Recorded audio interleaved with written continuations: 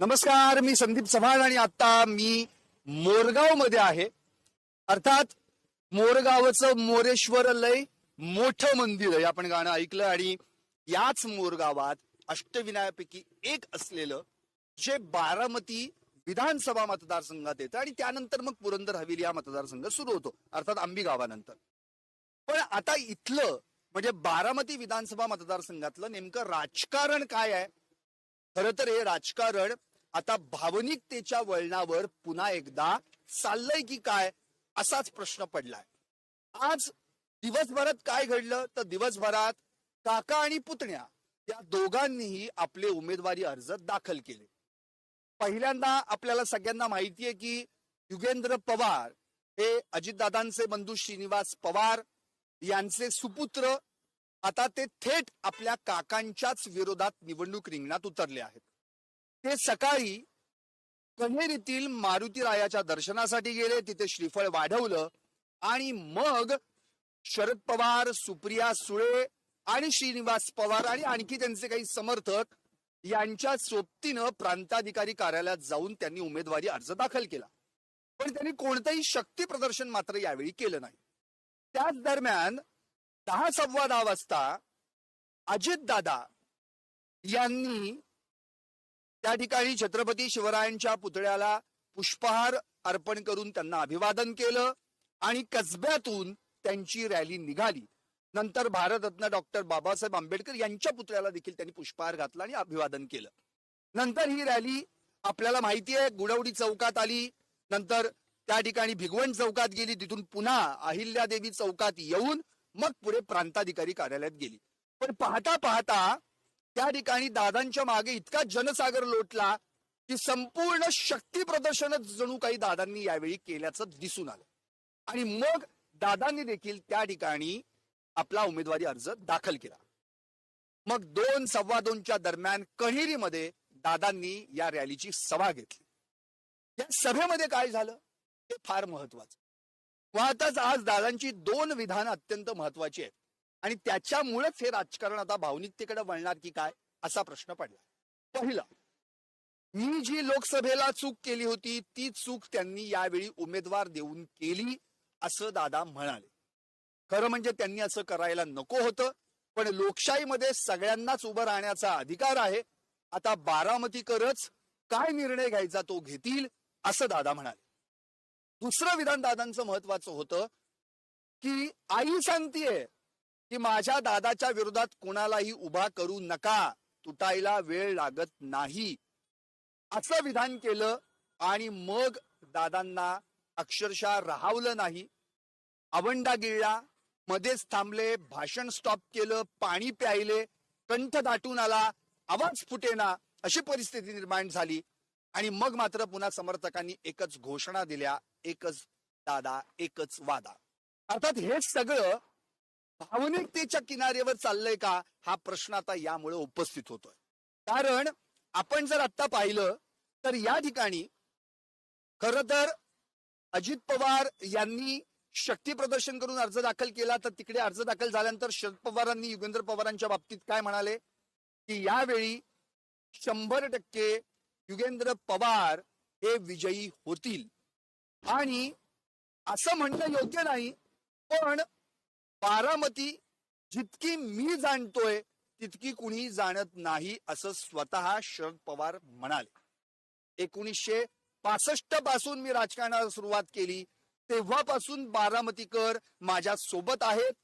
पहिल्याच निवडणुकीत मी फक्त बारामतीमध्ये होतो, नंतर बारामतीकरांनीच मला सांभाळून घेतलं. म्हणजे दोन्ही बाजूनी जर आपण आता पाहिलं तर कुठे ना कुठेतरी भावनिकतेचं राजकारण बारामतीमध्ये होत असल्याचं दिसून येत आहे. आता प्रचार सुरू झाल्यानंतर वेगवेगळ्या मैदानांवर वेगवेगळ्या सभा होणार, त्यावेळी आणखी काय वाक्य बाहेर पडणार आहेत, कोण भावनिक साथ घालणार आहे का, या सगळ्याच प्रश्नांची उत्तरं जाणून घेण्यासाठी आपण निश्चितपणे टॉप न्यूज मराठीच्या माध्यमातून ते सगळं पाहणार आहातच. पण इकडे श्रीनिवास पवार यांची जेव्हा टॉप न्यूज मराठीनं मुलाखत घेतली तेव्हा श्रीनिवास पवार म्हणाले की दादांची आणि माझी आई म्हणजे सारखीच एकच, पण आई साहेब असं काही म्हणाल्या असतील असं मला वाटत नाही. दुसरी गोष्ट, दादांना ज्यांनी पहिलवानकी शिकवली तो वस्ताद आता त्यांच्या नातवाच्या बाजून आहे.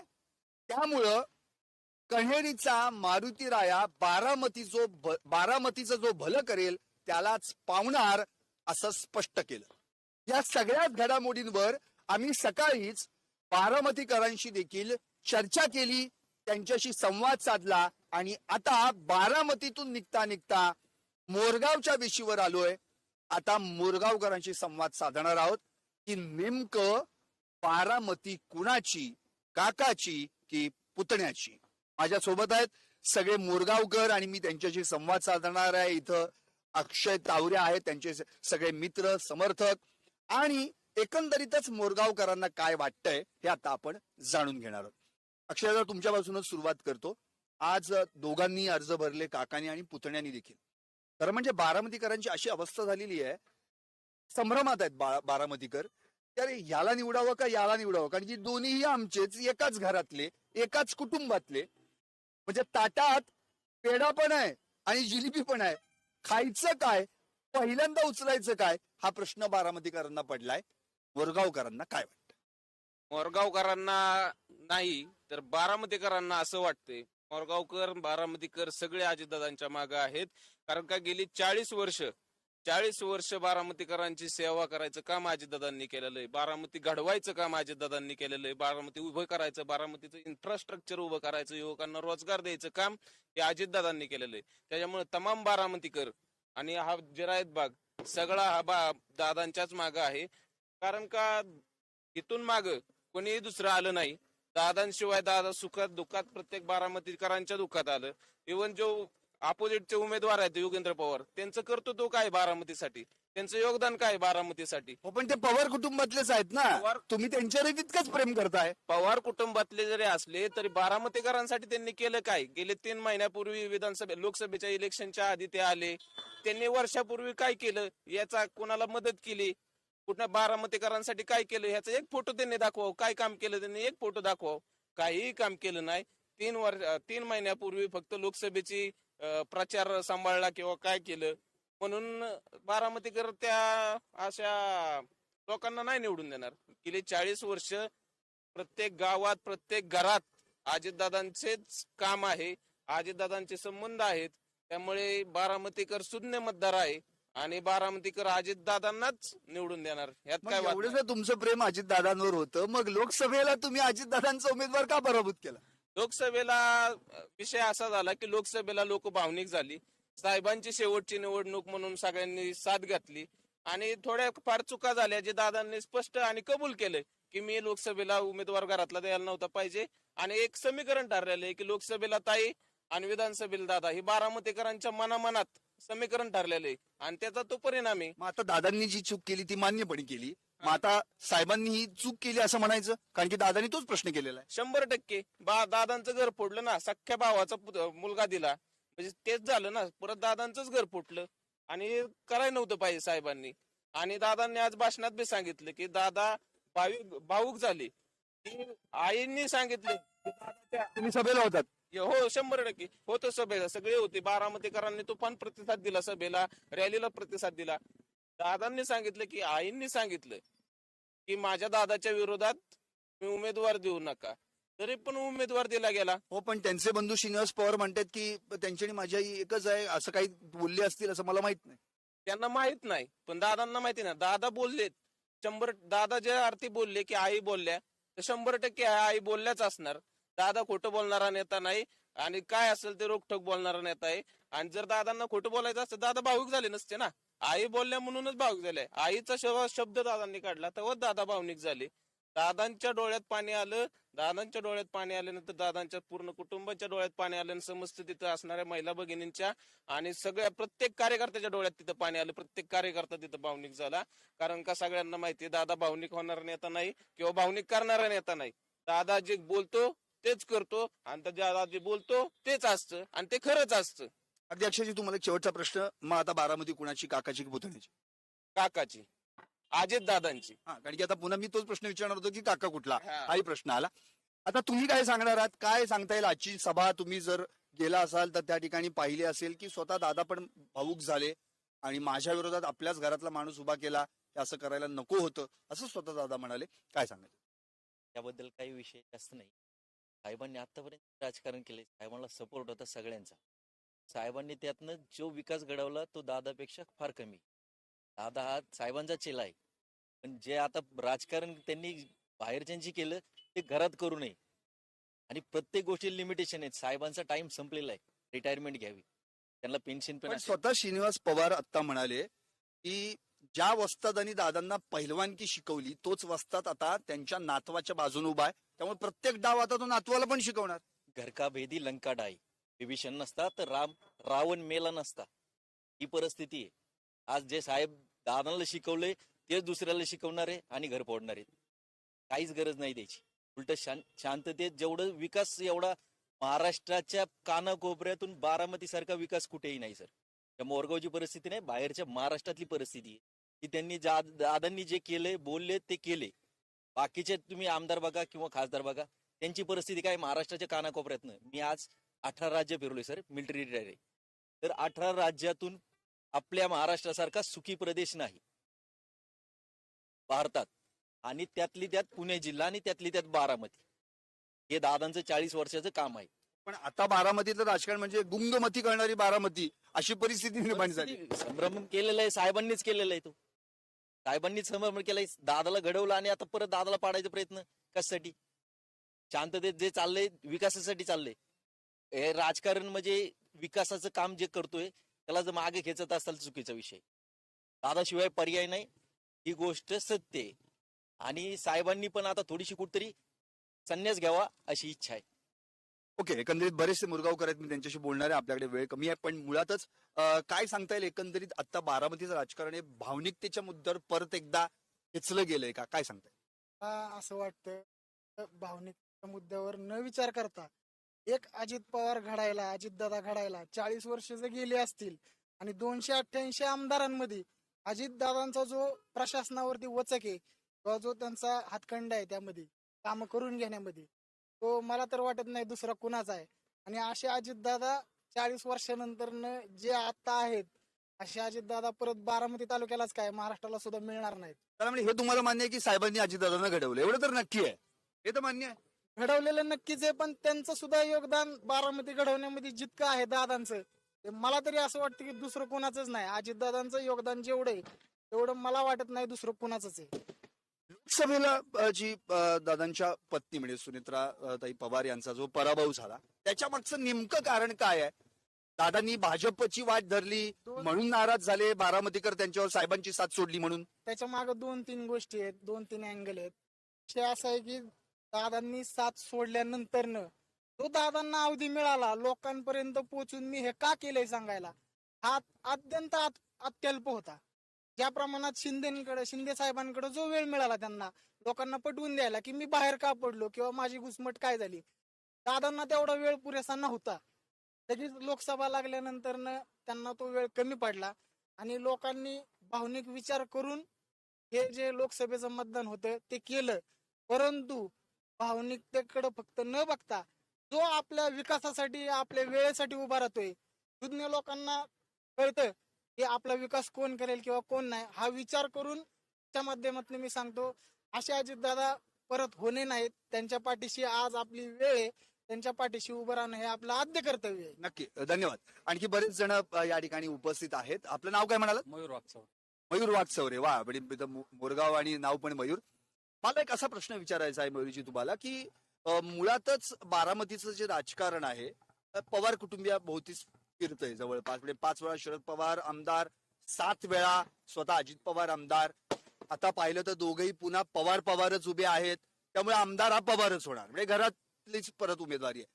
पण प्रश्न आता इथे असा उपस्थित होतो की पुन्हा एकदा नव्या पिढीला संधी देण्यासाठी कदाचित शरद पवारांनी युगेंद्र पवार यांना उभं केलं असं वाटतं.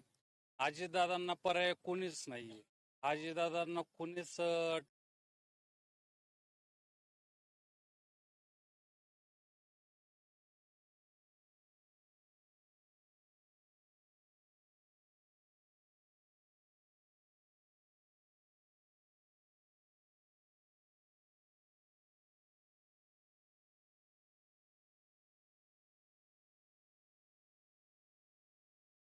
जगात नाहीये, असे कुठं तालुका नाहीये. त्यावेळेस त्यांनी दूरदृष्टी वापरून आज मोठमोठे कॉलेज आहेत, मोठमोठे हॉस्पिटल आहेत, मोठमोठे शेतकऱ्यांसाठी मोठमोठे सुविधा केलेल्या आहेत. हे फक्त अजितदादाच करू शकतात. आणि इथून माग 30 वर्षात कुठल्याच नेत्याने केलेलं नाही. स्वतः शरद पवार साहेब 30-40 वर्ष राजकारण केलं त्याआधी. त्यावेळेस रस्ते नव्हते, कुठल्या सुविधा नव्हत्या, कुठले रोजगार नव्हते. ते सगळे अंमलात आणले ते फक्त अजितदादा पवारांनीच आणले. आणि अजित पवारांची जागा त्यांचा पुतण्या नाही, पवार साहेब बी घेऊ शकत नाहीत. हे मोठं काम फक्त अजितदादाच करू शकतात. आणखी बरीच जण आहेत या ठिकाणी, मी संवाद साधणार आहे तुमच्याशी. काय सांगते मोरगावमध्ये काय वातावरण आहे? बारामती मतदारसंघातलं अगदी शेवटच्या टप्प्यातलं गाव आपण म्हणूयात, काय सांगते? मोरगावमध्ये वातावरण तर अजितदादांचंच आहे, त्यात काही प्रश्न नाही. पण मोरगावच नाही, पूर्ण बारामती तालुका आहे, त्याच्यामध्ये पण वातावरण अजितदादांचंच आहे आणि तेच राहणार. आता तुम्ही जे म्हणताय की भावनिक, नागरिकांना भावनिक नकोय, नागरिकांना विकास पाहिजे. आणि विकास कोण करणार आहे? तर अजितदादा. तुम्ही मागचे 40 वर्ष बघा बारामती, मागचे 40 वर्ष बघा आणि आता 40 वर्ष बारामतीमध्ये बघा. रोड, कॉलेज, हॉस्पिटल, जाण्याची सोय, सगळ्या गोष्टी कोणी केल्यात? कोणी म्हणजे प्रत्येक लहान मुलांना जरी विचारलं तुम्ही तर तो अजितदादाच सांगणार. कारण की तुम्ही जेव्हा विकास करता, आमचं नागरिकांचं म्हणणं की आम्हाला विकास हवाय, तुमचा बाकीचा आम्हाला काही सांगू नका, पण विकास करणारा माणूस आम्हाला पाहिजे. आणि विकास करणारा जर कोण माणूस असेल तर अजितदादा पाहावा. आणि माझं वैयक्तिक तुमच्या चॅनल तर्फे सगळ्यांना सांगणं, भावनिक होऊ नका, फक्त मला विकास पाहिजे. आपल्याला काय हवंय तर फक्त अजितदादाच. आणि अजितदादांना तुम्ही सगळ्यांना भरभरीत वोट द्या आणि अजितदादांना ह्या विधानसभेत निवडून द्यावं, हीच आमची अपेक्षा, मोरगावकरांची, बारामतीकरांची हीच अपेक्षा राहील. तुमचं काय मत आहे? काय सांगता येईल? बारामती कुणाची, काकाची की पुतण्याची? बारामती फक्त दादांची. बारामती ह्या करता दादांची की महाराष्ट्रात एवढे आमदार आहेत, एवढे नेते आहेत. साधं आमदार झालं, पलीकडच्या भागांमध्ये आपण पाहिलं तर आमदार झालं तरी आमदार साहेब 2-2, 3-3 महिने लोकांना भेटत नाहीत. आमचे आमदार दादा आहेत. दादा राज्याचे उपमुख्यमंत्री असून, अर्थमंत्री असून, एवढ्या सगळ्या गोष्टी दादांच्या मागे असून दादांना लोकांना भेटायला, बारामतीकरांना वेळ द्यायला दर शनिवारी दादा इथे असतात. दादा इथे नसले तरी पण आमच्या लोकांना 100% दादांची खात्री आहे की तुम्ही काही काम असेल तर मुंबईमध्ये या देवगिरी बंगल्यावर काही असलं तरी आमचं काम होतं. त्यामुळे फक्त आणि फक्त दादा. आम्ही गेले 7-8 वर्ष दादांकडे जातोय तर आमचं असं कोणतंही काम नाही की झालेलं नाही. आम्ही फक्त आणि फक्त दादांकडे जातो. आणि विषय राहिला विरोधात कोण आहेत त्यांचा, तर त्यांनी फक्त एकच सांगावं, ते उभे कोणत्या बेसवर राहिलेत, त्यांचं कर्तृत्व काय आहे बारामतीकरांसाठी, त्यांनी आजपर्यंत केलं काय हे सांगितलं तरी आम्ही विचार करू. पण विचार करायचा विषय वेगळाच, त्यांच्याकडे सांगण्यासाठी काहीच नाही. त्यांनी सांगावं काय केलंय. आणि संपूर्ण महाराष्ट्र बघत असेल, संपूर्ण बारामती बघत असेल, सगळ्यांना माहित आहे की बारामतीसाठी कुणी काय केलंय ते. नक्कीच. एकंदरीत आता पुन्हा एकदा बारामतीच्या मुद्द्यावर आपण आता जी काही चर्चा करतोय, थोडस आता वेगळ्या अँगलनी मी आणखी काही 1-2 प्रश्न घेतो. खरं म्हणजे आता बारामतीचा विकास जर आपण पाहिला तर महाराष्ट्रातलं एक रोल मॉडेल म्हणून बारामतीकडे पाहिलं जातं. मोठा म्हणजे काही अशा सुविधा आहेत की ज्या पुण्यातही नाहीत, अशा बारामतीमध्ये आहेत. तर एवढं सगळं करताना निश्चितच इन्फ्रास्ट्रक्चर उभं करणं, त्यामागे ताकद लावणं, माणसांना उभं करणं, हे सगळं दादांनी केलं. पण साहेब आणि दादा जेव्हा एकत्र होते, तिची ताकद होती, तर तीच ताकद भविष्यात पुन्हा एकदा दादा आणि साहेब यांचं मनोमिलन झालं, ते एकत्र आलं, तर बारामतीकरांना निश्चित आवडणार ना. कुणाला आपलं घर तुटलेलं आवडेल, घर एकत्र असलेलं सगळ्यांना आवडतं. आम्हाला सुद्धा बारामतीकरांना झालं तर आनंदच आहे. पैरेश्वराच्या कृपेने तसं व्हावं. पण दादा जे काही दादांनी, ते दादांसारखा नेता सकाळी 6 वाजता कुठला नेता पाहिलाय की एखाद्या चालू कामावरती, फुलाचं काम असू, कुठलंही काम असू, म्हणजे कॉलेजचं असू, बांधकामाच्या ठिकाणी असू, कुठल्याही ठिकाणी पहाटे 5 वाजता जाऊन व्हिजिट देणारा नेता मला तरी वाटत नाही की महाराष्ट्रात दुसरा कोणी आहे. त्यामुळे घर एकत्र झालं तर आम्हाला सुद्धा आनंद आहे. जे काय होईल ते चांगलंच होईल. नक्की. अक्षय, मी मगाशी श्रीनिवास पवारांना टॉप न्यूज मराठीच्या माध्यमातून एक प्रश्न विचारला की बारामतीकरांना सुद्धा असं वाटतंय पवारांचं कुटुंब फुटलं नाही, आमचं कुटुंब. हे तर सत्य आहे. प्रत्येक बारामतीकर हा विचार करतो आणि प्रत्येक बारामतीकरांची इच्छा आहे की त्या दोघांनी एकत्र यावं. पण जेव्हा मी श्रीनिवास पवारांना हे विचारलं तर तसं होऊ शकतं का? तसं झालं तर चांगलंच आहे सगळ्यांना. तर श्रीनिवास पवार म्हणाले की आमचं कुटुंब हे एकच आहे, ते तुटलेलं नाहीये, फक्त राजकीय वाटा मात्र आता वेगवेगळ्याच झालेल्या आहेत. काय सांगता येईल या संदर्भात? त्यांचं जे काही वक्तव्य आहे त्याच्यावर तुझं काय भाष्य असेल? त्यांचं वक्तव्य जरी काय जरी असलं तरी दादांनी जो काही निर्णय घेतलाय तो बारामतीच्या विकासासाठी, बारामतीच्या उज्ज्वल भविष्यासाठी, बारामतीतल्या प्रत्येक नागरिकांच्या आणि लोकांच्या हितासाठी, बारामतीच्याच नाही तर मी म्हणेल महाराष्ट्राच्या हितासाठी निर्णय घेतलेला आहे. आणि दादांनी असंच पुढे जावं, कारण का इतके दिवस दादांना कर्तृत्ववान नेतृत्व असताना बी दादांना डावलण्यात बऱ्यापैकी आलं. लोक म्हणतात की त्यांना उपमुख्यमंत्री केलं, 4 वेळा उपमुख्यमंत्री केलं. तसं तर दादांवर अन्याय झालाय. त्यांना मुख्यमंत्री करायला पाहिजे होतं 2004लाच. त्यावेळेस दादांवर अन्याय झाला. आणि जर का त्यावेळेस दादा मुख्यमंत्री झाले असते तर आज राष्ट्रवादी काँग्रेस पक्ष हा खूप मोठा पक्ष म्हणून पुढे आला असता. महाराष्ट्रात नव्हे तर देशात पण मोठा पक्ष झाला असता, कारण का त्या नेतृत्वाकडे म्हणजे दादांकडे पक्ष वाढायसाठी पण तेवढे संघटन आहे, कार्यकर्त्यांना ताकद देत आहेत.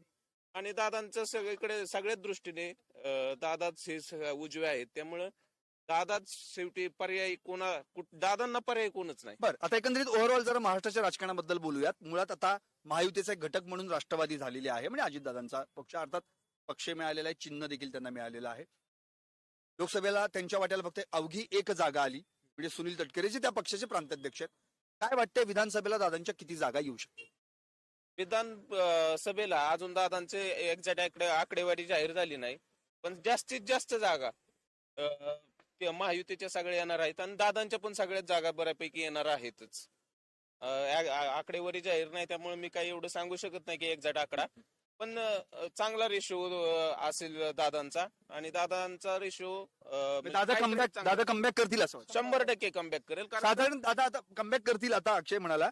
पण मला असा प्रश्न विचारायचा की कमबॅक केल्यानंतर पुन्हा हाच प्रश्न राहतो की पुन्हा एकदा दादा उपमुख्यमंत्री, म्हणजे 4-5 वेळा उपमुख्यमंत्री, याच्या पलीकडे पुढे गाडी जात नाही.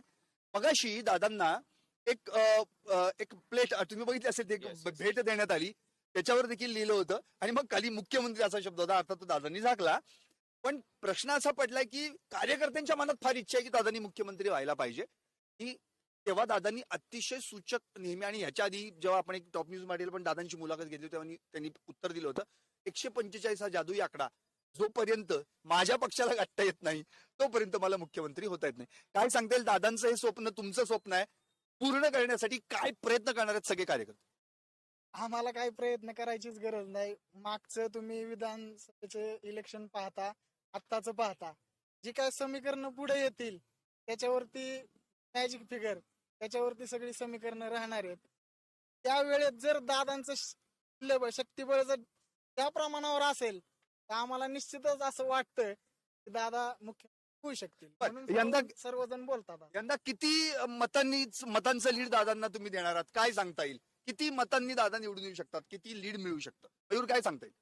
1,65,000 मागच्या इलेक्शनला होतं, आता काय सांगता येईल? कमीत कमी 2 लाखाच्या मताधिक्याने दादा निवडून येतील. मयूर काय सांगता येईल? 50,000च्या. अच्छा, म्हणजे लीड कारण पवारांच्याच घरातला हे त्यामुळे अटीतटीचा सामना होतो. तरी पण दादा 50,000च्या आत येऊ शकतो.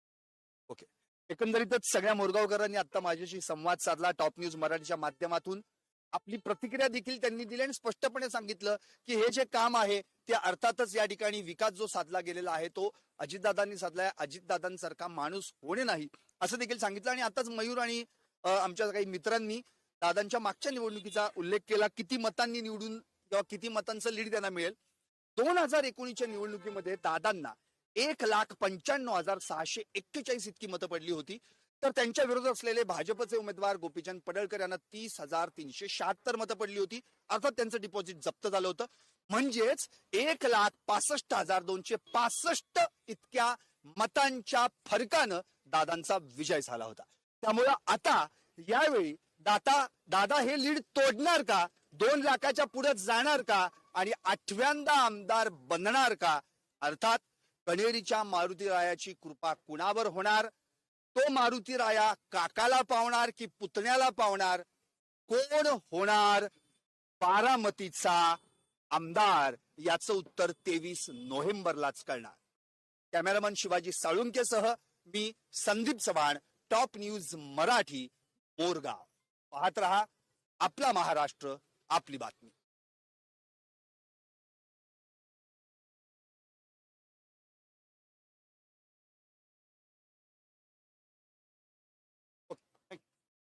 थँक्यू. मस्त ओके झालं ना.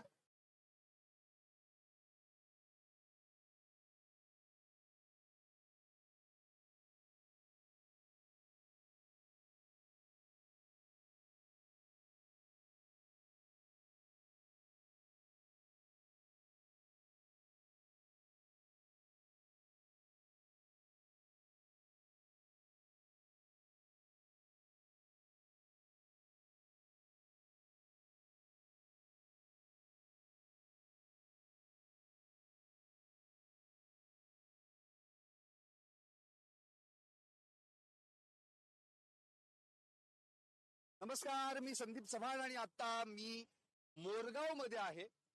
अर्थात मोरगावचं मोरेश्वर लय मोठं मंदिर आहे, आपण गाणं ऐकलं. आणि याच मोरगावात अष्टविनायकापैकी एक असलेलं जे बारामती विधानसभा मतदारसंघात येतं आणि त्यानंतर मग पुरंदर हवेली हा मतदारसंघ सुरू होतो, अर्थात आंबी गावानंतर. पण आता इथलं म्हणजे बारामती विधानसभा मतदारसंघातलं नेमकं राजकारण काय आहे? खरं तर हे राजकारण आता भावनिकतेच्या वळणावर पुन्हा एकदा चाललंय की काय, असाच प्रश्न पडलाय. आज दिवसभरात काय घडलं तर दिवसभरात काका आणि पुतण्या या दोघांनीही आपले उमेदवारी अर्ज दाखल केले. पहिल्यांदा आपल्याला सगळ्यांना माहितीये की जितेंद्र पवार हे अजितदादांचे बंधू श्रीनिवास पवार यांचे सुपुत्र आता ते थेट आपल्या काकांच्याच विरोधात निवडणूक रिंगणात उतरले आहेत. ते सकाळी कन्हेरीतील मारुतीरायाच्या दर्शनासाठी गेले, तिथे श्रीफळ वाढवलं आणि मग शरद पवार, सुप्रिया सुळे आणि श्रीनिवास पवार आणि आणखी त्यांचे काही समर्थक यांच्या सोबतीनं प्रांताधिकारी कार्यालयात जाऊन त्यांनी उमेदवारी अर्ज दाखल केला. पण त्यांनी कोणतंही शक्ती प्रदर्शन मात्र यावेळी केलं नाही. त्याच दरम्यान 10:15 वाजता अजितदादा यांनी त्या ठिकाणी छत्रपती शिवरायांच्या पुतळ्याला पुष्पहार अर्पण करून त्यांना अभिवादन केलं आणि कसब्यातून त्यांची रॅली निघाली. नंतर भारतरत्न डॉक्टर बाबासाहेब आंबेडकर यांच्या पुतळ्याला देखील त्यांनी पुष्पहार घातला आणि अभिवादन केलं. नंतर ही रॅली आपल्याला माहिती आहे गुडवडी चौकात आली, नंतर त्या ठिकाणी भिगवण चौकात गेली, तिथून पुन्हा अहिल्यादेवी चौकात येऊन मग पुढे प्रांताधिकारी कार्यालयात गेली. पण पाहता पाहता त्या ठिकाणी दादांच्या मागे इतका जनसागर लोटला की संपूर्ण शक्ती प्रदर्शनच जणू काही दादांनी यावेळी केल्याचं दिसून आलं. आणि मग दादांनी देखील त्या ठिकाणी आपला उमेदवारी अर्ज दाखल केला. मग 2:15 दरम्यान कण्हेरीमध्ये दादांनी या रॅलीची सभा घेतली. त्या सभेमध्ये काय झालं ते फार महत्वाचं. पाहताच आज दादांची 2 विधानं अत्यंत महत्वाची आहेत आणि त्याच्यामुळेच हे राजकारण आता भावनिकतेकडे वळणार की काय असा प्रश्न पडला. पहिलं, ही जी लोकसभेला चूक केली होती ती चूक त्यांनी यावेळी उमेदवार देऊन केली असं दादा म्हणाले. खरं म्हणजे त्यांनी असं करायला नको होतं, पण लोकशाहीमध्ये सगळ्यांनाच उभं राहण्याचा अधिकार आहे. आता बारामतीकरच काय निर्णय घ्यायचा तो घेतील असं दादा म्हणाले. दुसरं विधान दादांचं महत्वाचं होतं की आई सांगतीये माझ्या दादाच्या विरोधात कोणालाही उभा करू नका, कायला वेळ लागत नाही असं विधान केलं. आणि मग दादांना अक्षरशः राहावलं नाही, आवंडा गिळला, मध्येच थांबले, भाषण स्टॉप केलं, पाणी प्यायले, कंठ दाटून आला, आवाज फुटेना अशी परिस्थिती निर्माण झाली. आणि मग मात्र पुन्हा समर्थकांनी एकच घोषणा दिल्या, एकच दादा एकच वादा. अर्थात हे सगळं भावनिकतेच्या किनाऱ्यावर चाललंय का हा प्रश्न आता यामुळे उपस्थित होतो. कारण आपण जर आता पाहिलं तर या ठिकाणी खर तर अजित पवार यांनी शक्ती प्रदर्शन करून अर्ज दाखल केला, तर तिकडे अर्ज दाखल झाल्यानंतर शरद पवारांनी युगेंद्र पवारांच्या बाबतीत काय म्हणाले की यावेळी 100% युगेंद्र पवार हे विजयी होतील. आणि असं म्हणणं योग्य नाही, पण बारामती इतकी मी जाणतोय की कुणी जाणत नाही असं स्वतः शरद पवार म्हणाले. 1965 पासून मी राजकारणाला सुरुवात केली तेव्हापासून बारामतीकर माझ्या सोबत आहेत. पहिल्याच निवडणुकीत मी फक्त बारामतीमध्ये होतो, नंतर बारामतीकरांनीच मला सांभाळून घेतलं. म्हणजे दोन्ही बाजूनी जर आपण आता पाहिलं तर कुठे ना कुठेतरी भावनिकतेचं राजकारण बारामती. आता प्रचार सुरू झाल्यानंतर वेगवेगळ्या मैदानांवर वेगवेगळ्या सभा होणार, त्यावेळी आणखी काय वाक्य बाहेर पडणार आहेत, कोण भावनिक साथ घालणार आहे का, या सगळ्याच प्रश्नांची उत्तरं जाणून घेण्यासाठी आपण निश्चितपणे टॉप न्यूज मराठीच्या माध्यमातून हे सगळं पाहणार आहातच. पण इकडे श्रीनिवास पवार यांची जेव्हा टॉप न्यूज मराठीनं मुलाखत घेतली तेव्हा श्रीनिवास पवार म्हणाले, दादांची आणि माझी आई म्हणजे सारखीच एकच. पण आई साहेब असं काही म्हणाल्या असतील असं मला वाटत नाही. दुसरी गोष्ट, दादांना ज्यांनी पहिलवानकी शिकवली तो वस्ताद आता त्यांच्या नातवाच्या बाजून आहे. त्यामुळं कण्हेरीचा मारुती राया बारामतीचं जो भलं करेल त्यालाच पावणार असं स्पष्ट केलं. त्या सगळ्याच घडामोडींवर आम्ही सकाळीच बारामतीकरांशी देखील चर्चा केली, त्यांच्याशी संवाद साधला आणि आता बारामतीतून निघता निघता मोरगावच्या वेशीवर आलोय. आता मोरगावकरांशी संवाद साधणार आहोत की नेमकं बारामती कुणाची, काकाची की पुतण्याची. माझ्या सोबत आहेत सगळे मोरगावकर आणि मी त्यांच्याशी संवाद साधणार आहे. इथं अक्षय तावरे आहेत, त्यांचे सगळे मित्र समर्थक, आणि एकंदरीतच मोरगावकरांना काय वाटतंय हे आता आपण जाणून घेणार. अक्षय, तुमच्यापासूनच सुरुवात करतो. आज दोघांनी अर्ज भरले, काकांनी आणि पुतण्यांनी देखील. खरं म्हणजे बारामतीकरांची अशी अवस्था झालेली आहे, संभ्रमात आहेत बारामतीकर. तर याला निवडावं का याला निवडावं, कारण की दोन्हीही आमचेच, एकाच घरातले, एकाच कुटुंबातले. म्हणजे ताटात पेढा पण आहे आणि जिलेबी पण आहे, खायचं काय, पहिल्यांदा उचलायचं काय, हा प्रश्न बारामतीकरांना पडलाय. मोरगावकरांना काय वाटतं? मोरगावकरांना नाही तर बारामतीकरांना असं वाटतंय, गावकर बारामतीकर सगळे अजितदादांच्या मागे आहेत. कारण का गेली 40 वर्ष बारामतीकरांची सेवा करायचं काम अजितदादांनी केलेलं आहे. बारामती घडवायचं काम अजितदादांनी केलेलं आहे. बारामती उभं करायचं, बारामतीचं इन्फ्रास्ट्रक्चर उभं करायचं, युवकांना रोजगार द्यायचं काम हे अजितदादांनी केलेलं आहे. त्याच्यामुळे तमाम बारामतीकर आणि हा जिरायत बाग सगळा हा दादांच्याच मागं आहे. कारण का माग कोणी दुसरं आलं नाही. दादांशिवाय दादा सुखात दुःखात प्रत्येक बारामतीकरांच्या दुःखात आलं. पण जो अपोजिटचे उमेदवार आहेत योगेंद्र पवार, त्यांचं कर्तृत्व काय बारामतीसाठी, त्यांचं योगदान काय बारामतीसाठी? हो, पण ते पवार कुटुंबातलेच आहेत ना, तुम्ही त्यांच्यावर तितकंच प्रेम करताय. पवार कुटुंबातले जरी असले तरी बारामतीकरांसाठी त्यांनी केलं काय? गेले 3 महिन्यापूर्वी लोकसभेच्या इलेक्शनच्या आधी ते आले. त्यांनी वर्षापूर्वी काय केलं, याचा कोणाला मदत केली, कुठल्या बारामतीकरांसाठी काय केलं, ह्याचा एक फोटो त्यांनी दाखवावं. काय काम केलं त्यांनी, एक फोटो दाखवावं. काहीही काम केलं नाही. 3 महिन्यापूर्वी फक्त लोकसभेची प्रचार सांभाळला किंवा काय केलं, म्हणून बारामतीकर त्या अशा लोकांना नाही निवडून देणार. गेली 40 वर्ष प्रत्येक गावात प्रत्येक घरात अजितदादांचेच काम आहे, अजितदादांचे संबंध आहेत. त्यामुळे बारामतीकर शून्य मतदार आहे आणि बारामतीकर अजितदादांनाच देणार. यात मग काय वाद एवढं नाही. जर तुमचं प्रेम अजितदादांवर होतं, मग लोकसभेला तुम्ही अजितदादांचा उमेदवार का पराभूत केला? लोकसभेला ते असा झाला की लोकसभेला लोक भावनिक झाली. साहेबांची शेवटची निवडणूक म्हणून सगळ्यांनी साथ घातली आणि थोड्या फार चुका झाल्या, जे दादांनी स्पष्ट आणि कबूल केलं की मी लोकसभेला उमेदवार घरातला द्यायला नव्हता पाहिजे. आणि एक समीकरण ठरलेलं आहे की लोकसभेला ताई आणि विधानसभेला दादा, ही बारामतीकरांच्या मनामनात समीकरण ठरलेलं आहे आणि त्याचा तो परिणाम आहे. मग आता दादांनी जी चूक केली ती मान्यपणे केली, आता साहेबांनी ही चूक केली असं म्हणायचं, कारण की दादांनी तोच प्रश्न केलेला आहे. 100% दादांचं घर फोडलं ना, सख्ख्या भावाचा मुलगा दिला, तेच झालं ना, परत दादांचंच घर फुटलं आणि करायला नव्हतं पाहिजे साहेबांनी. आणि दादांनी आज भाषणात बी सांगितलं की दादा भावुक झाले. आईंनी सांगितले, तुम्ही सभेला होतात? हो 100% होतं सभेला, सगळे होते. बारामतीकरांनी तुफान प्रतिसाद दिला, सभेला रॅलीला प्रतिसाद दिला. दादांनी सांगितलं की आईंनी सांगितलं की माझ्या दादाच्या विरोधात उमेदवार देऊ नका, ते पण उमेदवार दिला गेला. हो, पण त्यांचे बंधू श्रीनिवास पवार म्हणतात की त्यांची आणि माझी आई एकच आहे, असं काही बोलले असतील असं मला माहित नाही. त्यांना माहित नाही, पण दादांना माहिती ना. दादा बोललेत 100, दादा ज्या अर्थी बोलले की आई बोलल्या 100% आई बोलल्याच असणार. दादा खोटं बोलणारा नेता नाही आणि काय असेल ते रोखठोक बोलणारा नेता आहे. आणि जर दादांना खोटं बोलायचं असतं दादा भावुक झाले नसते ना. आई बोलल्या म्हणूनच भावुक झाले. आईचा शब्द दादांनी काढला तेव्हा दादा भावनिक झाले. दादांच्या डोळ्यात पाणी आलं. दादांच्या डोळ्यात पाणी आल्यानंतर दादांच्या डोळ्यात पाणी आल्यानंतर असणाऱ्या महिला भगिनींच्या आणि सगळ्या प्रत्येक कार्यकर्त्याच्या डोळ्यात तिथं पाणी आलं. प्रत्येक कार्यकर्ता तिथं भावनिक झाला. कारण का सगळ्यांना माहितीये दादा भावनिक होणारा नेता नाही किंवा भावनिक करणारा नेता नाही. दादा जे बोलतो तेच करतो आणि दादा जे बोलतो तेच असतं आणि ते खरंच असतं.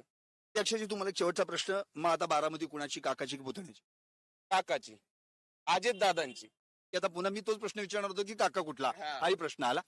आता तुम्ही काय सांगणार आहात? काय सांगता येईल? आजची सभा तुम्ही जर केला असाल तर त्या ठिकाणी पाहिले असेल की स्वतः दादा पण भावूक झाले आणि माझ्या विरोधात आपल्याच घरातला माणूस उभा केला, असं करायला नको होतं दादा म्हणा.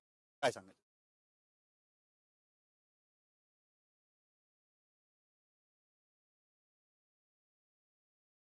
विकास घडवला हा साहेबांचा चेला आहे. ते आता राजकारण त्यांनी बाहेरच्यांची केलं ते घरात करू नये.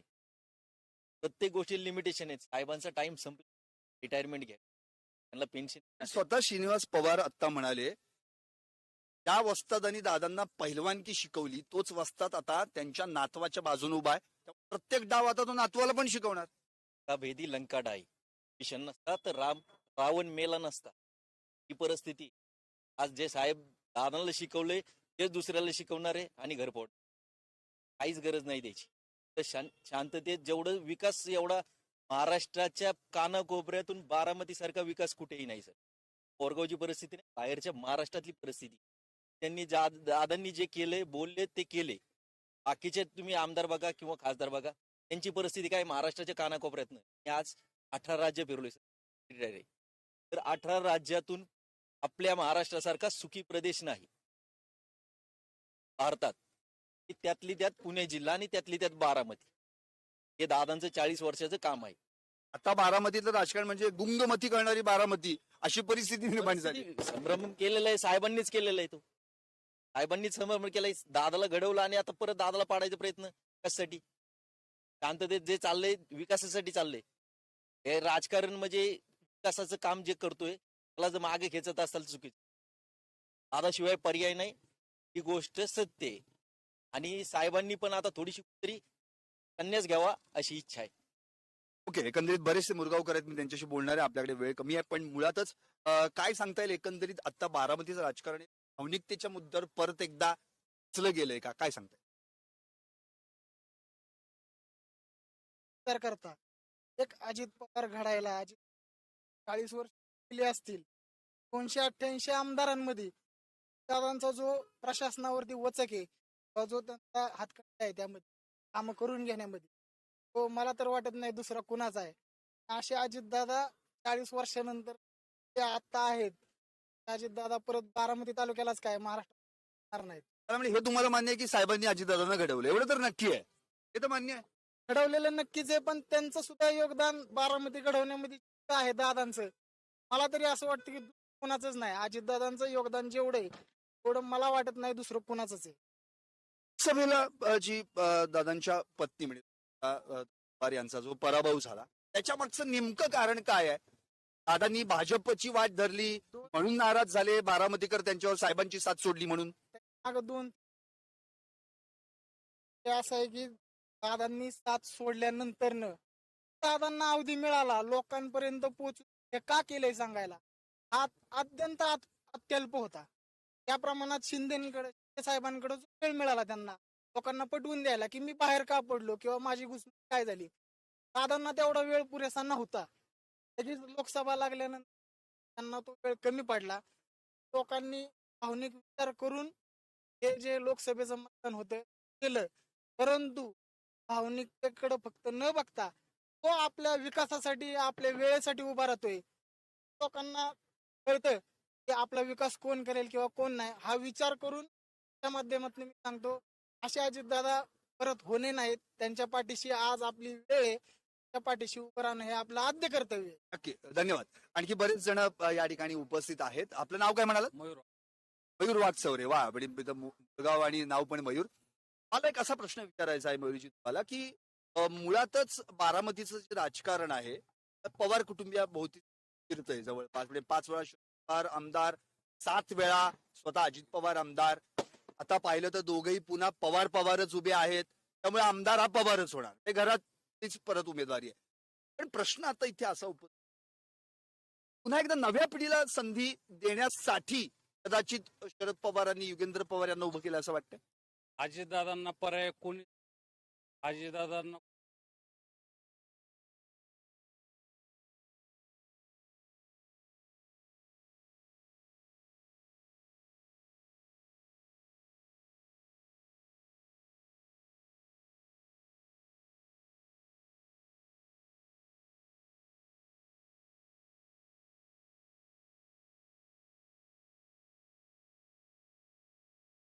जगात नाहीये, असे कुठे तालुका नाहीये. त्यावेळेस वापरून आज कॉलेज आहेत, हॉस्पिटल आहेत, शेतकऱ्यांसाठी सुविधा केल्या. हे फक्त अजितदादाच करू आणि माग 30 वर्षात कुठल्याच नेत्यांनी केलेलं नाही. आता शरद पवार साहेब 30-40 वर्ष राजकारण केलं. त्यावेळेस रस्ते नव्हते, त्या सुविधा नव्हत्या, कुठे रोजगार नव्हते. ते सगळे अंमलात आणले ते फक्त अजितदादा पवारांनीच आणले आणि अजित पवारांची जागा त्यांचा पवार साहेब बी घेऊ. हे मोठं काम फक्त अजितदादा. बरीच जण आहेत या ठिकाणी. काय सांगते मोरगावमध्ये काय वातावरण आहे? बारामती मतदारसंघातलं अगदी शेवटच्या टप्प्यातलं गाव आपण म्हणूयात. काय सांगते? मध्ये वातावरण तर अजितदादांचंच आहे, त्यात काय प्रश्न नाही. पण मोरगावच नाही, पूर्ण बारामती तालुका आहे, त्याच्यामध्ये पण वातावरण अजितदादांचंच आहे आणि तेच राहणार. आता तुम्ही जे म्हणताय भावनिक, नागरिकांना भावनिक नकोय, नागरिकांना विकास पाहिजे. आणि विकास कोण करणार आहे? अजितदादा. तुम्ही मागचे 40 वर्ष बघा बारामती, मागचे 40 वर्ष बघा आणि आता 40 वर्ष बारामतीमध्ये बघा. रोड, कॉलेज, हॉस्पिटल, जाण्याची सोय, सगळ्या गोष्टी केल्यात. कोणी म्हणजे प्रत्येक लहान मुलांना जरी विचारलं तुम्ही तर तो अजितदादाच सांगणार. कारण की तुम्ही जेव्हा विकास करता, आमचं नागरिकांचं म्हणणं की आम्हाला विकास हवाय, तर बाकीचं आम्हाला काही सांगू नका, पण विकास करणारा माणूस आम्हाला पाहिजे. आणि विकास करणारा जर कोण माणूस असेल तर अजितदादा पाहावा. आणि माझं वैयक्तिक तुमच्या चॅनल तर्फे सगळ्यांना चांगलं भावनिक होऊ नका. फक्त मला विकास पाहिजे. आपल्याला काय हवंय? तर फक्त अजितदादाच. आणि अजितदादांना तुम्ही सगळ्यांना भरभर वोट द्या आणि अजितदादांना ह्या विधानसभेत निवडून द्यावं, हीच आमची अपेक्षा, मोरगावकरांची, बारामतीकरांची हीच अपेक्षा राहील. ओके. तुमचं काय मत आहे? काय सांगता येईल? बारामती कुणाची, काकाची की पुतण्याची? बारामती दादांची. बारामती त्याकरता दादांची, महाराष्ट्रात एवढे आमदार आहेत, एवढे नेते आहेत. साधं आमदार झालं त्या भागांमध्ये आपण पाहिलं तर आमदार झालं तरी आमदार साहेब 2-2, 3 महिने लोकांना भेटत नाहीत. आमचे आमदार दादा आहेत. दादा राज्याचे उपमुख्यमंत्री असून, अर्थमंत्री असून, एवढ्या सगळ्या गोष्टी दादांच्या मागे असून दादांना लोकांना भेटायला, बारामतीकरांना वेळ, दर शनिवारी दादा इथे असतात. दादा इथे नसले तरी पण आमच्या लोकांना 100% दादांची खात्री आहे की तुम्ही काही काम असेल तर मुंबईमध्ये या देवगिरी बंगल्यावर काही असलं तरी आमचं काम होतं. त्यामुळे फक्त आणि फक्त दादा, आम्ही गेले 7-8 वर्ष दादांकडे जातोय. आमचं असं कोणतंही काम नाही की झालेलं नाही. आम्ही फक्त आणि फक्त दादांकडे जातो. आणि ते राहिला विरोधात कोण आहेत त्यांचा, तर त्यांनी फक्त एकच सांगावं, ते उभे कोणत्या बेसवर राहिलेत, त्यांचं कर्तृत्व काय आहे बारामतीकरांसाठी आजपर्यंत आहे ते सांगितलं तरी आम्ही विचार करू. पण विचार करायचा विषय वेगळाच, त्यांच्याकडे सांगण्यासाठी काहीच नाही. सांगावं काय केलंय. आणि संपूर्ण महाराष्ट्र बघत असेल, बारामती बघत असेल, सगळ्यांना बारामती काय केलंय. नक्कीच. एकंदरीत आता पुन्हा एकदा बारामतीच्या मुद्द्यावर आपण आता चर्चा करतोय. आता वेगळ्या अँगलनी मी आणखी काही 1-2 प्रश्न. तर म्हणजे आता बारामतीचा विकास जर आपण पाहिला तर महाराष्ट्रातलं एक रोल मॉडेल म्हणून बारामतीकडे पाहिलं जातं. मोठा म्हणजे काही अशा सुविधा आहेत की ज्या पुण्यातही नाहीत, अशा बारामतीमध्ये आहेत. तर एवढं सगळं करताना निश्चितच इन्फ्रास्ट्रक्चर उभं करणं, त्यामागे ताकद लावणं, माणसांना उभं करणं, हे सगळं दादांनी केलं. पण साहेब आणि दादा जेव्हा एकत्र होते, जी ताकद होती, तर तीच ताकद भविष्यात पुन्हा एकदा दादा आणि साहेब यांचं आलं तर एकत्र आलं, बारामतीकर निश्चित आवडणार ना. त्याला आपलं घर तुटलेलं आवडेल, तर एकत्र असलेलं सगळ्यांना आवडतं. बारामती झालं तर तेच आहे. पाहावं. पण दादा जे काही दादा दादांसारखा सकाळी 6 वाजता नेता पाहिलाय की एखाद्या चालू कामावरती त्याचं काम असो काही काम असो म्हणजे कॉलेजचा बांधकामाच्या ठिकाणी काही ठिकाणी पहाटे 5 वाजता जाऊन व्हिजिट देणारा नेता मला तरी वाटत नाही की महाराष्ट्रात दुसरं कोणी आहे. त्यामुळे खरे एकत्र झालं तर आम्हाला सुद्धा आनंद आहे. ते काय होईल ते चांगलंच होईल. नक्की अक्षय, मगाशी श्रीनिवास पवारांना टॉप न्यूज मराठीच्या माध्यमातून बारामतीकरांना सुद्धा असं वाटतंय पवारांचं कुटुंब फुटलं नाही, आमचं कुटुंब. हे तर सत्य आहे. प्रत्येक बारामतीकर हा विचार करतो आणि प्रत्येक बारामतीकरांची इच्छा आहे की त्या दोघांनी एक. पण जेव्हा मी श्रीनिवास पवारांना विचारलं तर तसं होऊ शकतं का, तसं झालं तर चांगलंच आहे सगळ्यांना. श्रीनिवास पवार म्हणाले की आमचं कुटुंब हे एकच आहे, ते तुटलेलं नाहीये, फक्त राजकीय वाटा मात्र आता. काय सांगता येईल या संदर्भात, त्यांचं जे काही वक्तव्य आहे त्याच्यावर तुझं काय भाष्य असेल? काय जरी असं दादांनी जो काही निर्णय घेतलाय बारामती बारामती भविष्यासाठी, बारामतीतील नागरिकांच्या आणि लोकांच्या हितासाठी, बारामतीच्याच नाही तर महाराष्ट्राच्या हितासाठी निर्णय घेतलेला आहे. आणि दादांनी असंच पुढे जावं, कारण का इतके दिवस दादांना कर्तृत्ववान नेतृत्व असताना बी दादांना डावलण्यात बऱ्यापैकी आलं. लोक म्हणतात की त्यांना उपमुख्य 4 वेळा उपमुख्य, तसं तर दादांवर अन्यायच झालाय. त्यांना मुख्यमंत्री करायला पाहिजे होतं 2004लाच. त्यावेळेस दादांवर अन्याय झाला. आणि जर का त्यावेळेस दादा मुख्यमंत्री झाले असते तर आज राष्ट्रवादी पक्ष हा खूप मोठा पक्ष आला असता. महाराष्ट्रात नव्हे देशात पण मोठा पक्ष झाला असता, कारण का त्या नेतृत्वाकडे म्हणजे दादांकडे पक्ष वाढायसाठी पण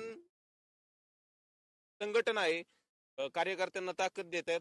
आणि दादांचं सगळीकडे सगळ्याच दृष्टीने दादाच हे उजवे आहेत. त्यामुळे दादाच पर्याय दादांना पर्याय कोणच. बरं, आता एकंदरीत ओव्हरऑल जरा महाराष्ट्राच्या राजकारणाबद्दल बोलूयात. मुळात आता महायुतीचा एक घटक म्हणून राष्ट्रवादी झालेली आहे, म्हणजे अजितदादांचा पक्ष, अर्थात ते मिळालेलं आहे चिन्ह. लोकसभेला त्यांच्या वाट्याला फक्त अवघी एक जागा आली, ते सुनील तटकरे जे त्या पक्षाचे प्रांताध्यक्ष आहेत. काय वाटतंय विधानसभेला दादांच्या किती जागा येऊ शकतात? विधान सभेला अजून दादांचे एक्झॅक्ट आकडेवारी जाहीर झाली नाही, पण जास्तीत जास्त जागा त्या महायुतीच्या सगळ्या येणार आहेत आणि दादांच्या पण सगळ्याच जागा बऱ्यापैकी येणार आहेत. आकडेवारी जाहीर नाही त्यामुळे मी काही एवढं सांगू शकत नाही की एक्झॅक्ट आकडा. चांगला रेशो असेल दादांचा, आणि दादांचा रेशो दादा कमबॅक करतील असं वाटतं. 100% कमबॅक करेल. कारण साधारण दादा आता कमबॅक करतील, आता अक्षय म्हणाला. पण मला असा प्रश्न विचारायचा की कमबॅक केल्यानंतर पुन्हा हाच प्रश्न राहतो की पुन्हा एकदा दादा उपमुख्यमंत्री, 4-5 वेळा उपमुख्यमंत्री, याच्या पलीकडे गाडी जात नाही. मगाशी दादांना एक प्लेट तुम्ही बघितली असेल, एक Yes, yes. भेट देण्यात आली, त्याच्यावर देखील लिहिलं होतं आणि मग खाली मुख्यमंत्री असा शब्द होता, अर्थात तो दादांनी झाकला. पण प्रश्न असा पडलाय की कार्यकर्त्यांच्या मनात फार इच्छा आहे की दादांनी मुख्यमंत्री व्हायला पाहिजे. तेव्हा दादांनी अतिशय सूचक निर्णय, आणि ह्याच्या आधी जेव्हा आपण एक टॉप न्यूज मांडेल पण दादांची उत्तर दिलं होतं, 45 हा जादुई आकडा, तोपर्यंत माझ्या पक्षाला गाठता येत नाही, तोपर्यंत मला मुख्यमंत्री करता येत नाही. काय सांगता येईल दादांचं हे स्वप्न, तुमचं स्वप्न आहे, पूर्ण करण्यासाठी काय प्रयत्न करणार आहेत सगळे कार्यकर्ते? मला काही प्रयत्न करायचीच गरज नाही. मागचं त्याचं पाहता काय समीकरण पुढे येतील त्यावरती मॅजिक फिक्स राहणार आहेत. त्यावेळेस जर दादांचं शक्तिबळ जर त्या प्रमाणावर असेल, आम्हाला निश्चितच असं वाटतं दादा मुख्य म्हणून यंदा सर्व बोलतात. यंदा किती मतांचं लीड दादांना तुम्ही देणार आहात, काय सांगता येईल? किती मतांनी दादा निवडून येईल? एवढं काय सांगता येईल? 1,65,000 मागच्या इलेक्शनला बरोबर, होतं. आता काय सांगता येईल? 2 लाखाच्या मताधिक दादा निवडून काय सांगता येईल? कारण पवारांच्या घरातला हे तरी पण दादा 50 येऊ शकतो. एकंदरीतच सगळ्या मोरगावकरांनी आता माझ्याशी संवाद साधला टॉप न्यूज मराठीच्या माध्यमातून. आपली प्रतिक्रिया देखील त्यांनी दिली आणि स्पष्टपणे सांगितलं की हे जे काम आहे ते अर्थातच या ठिकाणी विकास जो साधला गेलेला आहे तो अजितदादांनी साधलाय, अजितदादांसारखा माणूस होणे नाही असं देखील सांगितलं. आणि आताच मयूर आणि आमच्या काही मित्रांनी दादांच्या मागच्या निवडणुकीचा उल्लेख केला, किती मतांनी निवडून किंवा किती मतांचं लीड त्यांना मिळेल. 2019च्या निवडणुकीत दादांना 1,95,641 इतकी मतं पडली होती. तर त्यांच्या विरोधात असलेले भाजपचे उमेदवार गोपीचंद पडळकर यांना 30,376 मतं पडली होती. अर्थात त्यांचं डिपॉझिट जप्त झालं होतं. म्हणजेच 1,65,265 इतक्या मतांच्या फरकानं दादांचा विजय झाला होता. त्यामुळे आता त्यावेळी दादा हे लीड तोडणार का, 2 लाखाच्या पुढे जाणार का आणि 8व्यांदा आमदार बनणार का? अर्थात कणेरीच्या मारुतीरायाची कृपा कुणावर होणार? तो मारुतीराया काकाला पावणार की पुतण्याला पावणार? कोण होणार बारामतीचा आमदार? याचं उत्तर 23 नोव्हेंबरलाच कळणार. कॅमेरामन शिवाजी साळुंकेसह मी संदीप चव्हाण, टॉप न्यूज मराठी, मोरगाव. हात रहा, आपला महाराष्ट्र, आपली बात.